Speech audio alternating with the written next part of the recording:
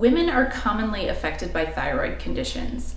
In fact, 1 in 8 women will be diagnosed with a thyroid condition at some point in her life. So, what is the connection between the thyroid and being female? Well, this question is perplexing to even endocrinologists and women's health experts. We don't really know why women are more susceptible to thyroid conditions compared to men. And what makes it even more confusing is it's really hard to understand the difference between thyroid symptoms and menopause symptoms because they're so similar. So today on the Peri channel, I'm going to be talking about the thyroid conditions, and how to tell the difference between menopause and a thyroid condition.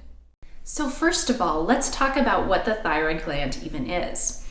The thyroid gland is a 2-inch long organ that sits at the nape of your neck. It's like a butterfly shape. And it is the metabolic powerhouse of your body. It controls nearly every organ system in your body by releasing thyroid hormones that have a role in nearly everything that goes on in your body. So, for example, the thyroid can regulate your heart rate, your temperature, and even the rate at which you burn fat. So you can imagine that when something is not well with the thyroid, nothing is well within your body. Now, there's 2 primary conditions that can happen with a thyroid.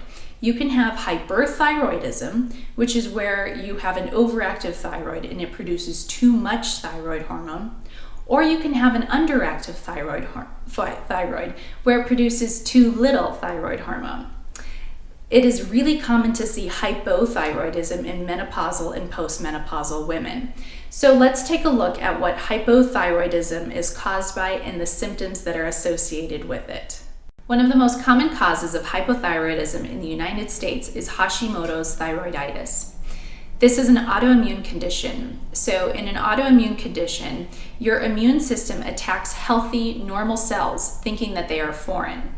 So in Hashimoto's, your immune system attacks your thyroid gland, causing chronic inflammation. Over time, that chronic inflammation leads to decreased cellular production in the thyroid, so you can no longer produce thyroid hormone or at very low levels. So what this does to the rest of your body is it causes numerous symptoms. Symptoms of hypothyroidism include brain fog, anxiety, depression, dry skin, hair thinning, that can even be in your eyebrows, weight gain, constipation, abdominal cramping, bloating. The list goes on, and when we get to your reproductive system, it can be even in more turmoil. So you can have irregular periods or even no periods. So what this means for you is if you're at that age where you could be in perimenopause or menopause, or you could also have a thyroid condition, it can make it really challenging to notice the difference because there is such similarity across both conditions. So if you're wondering how the heck you're going to determine if you have a thyroid condition or you're in perimenopause or menopause, fortunately you can do a couple of things, and a couple of easy things. The first thing is look at your family history. If you have a family history of thyroid conditions, especially among women in your family, it is likely that you could be suffering from a thyroid condition. Secondly, it's really easy to diagnose a thyroid condition for the most part. So talk with your doctor. Usually they order a thyroid hormone panel. This is a blood test where they look at a couple of thyroid hormones, including thyroid stimulating hormone, or TSH, T3 and T4. They also might look at TPO antibodies. These are thyroperoxidase antibodies. And what these are looking at is if there is any autoimmune process, such as Hashimoto's thyroiditis, causing your thyroid condition. So usually after a blood test, as well as looking at your family history, you and your doctor can tell together and decide if this is a thyroid issue or if this is maybe more menopausal related. So if you're worried about this, open the lines of communication between your female family members and even male family members, and also meet with your doctor to give yourself a peace of mind. Finally, what's important to note is a thyroid condition can be very easy to treat.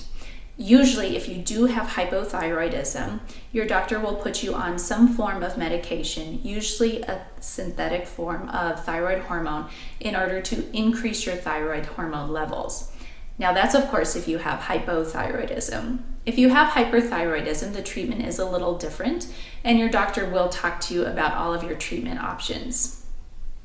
If you have any further questions, do not hesitate to reach out to us here in the Peri community, as well as to reach out to your doctor. Thank you.